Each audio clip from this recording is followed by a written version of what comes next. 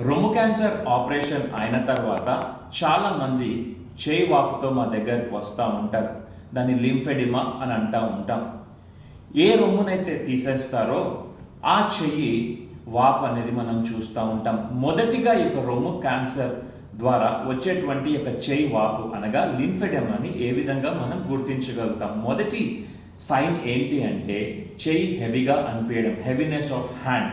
ఆ చెయ్యి మొత్తము బరువుగా అనిపించడం మనం గమనిస్తూ ఉంటాం. రెండవది, మనం వేసుకున్నటువంటి డ్రెస్ మనకు టైట్గా కావడం. మూడవది ఏంటంటే చెయ్యి నొప్పి రావడం మనం చూస్తూ ఉంటాం. చివరిగా చెయ్యి వాపు అనేది మనం గమనిస్తూ ఉంటాం. ఎప్పుడైతే రొమ్ము క్యాన్సర్ ఆపరేషన్ అయినటువంటి వారు మీ చెయ్యి బరువుగా అనిపిస్తుందో అప్పుడే మా దగ్గరకు వచ్చినట్టయితే, లేకపోతే దగ్గరలో ఉన్నటువంటి ఆంకో ఫిజియోథెరపిస్ట్ని కలిసినట్టయితే ఆ ఇనిషియల్ స్టేజెస్లోనే ఆ వాపు పెరగకుండా ఆపడానికి ప్రయత్నం చేస్తారు.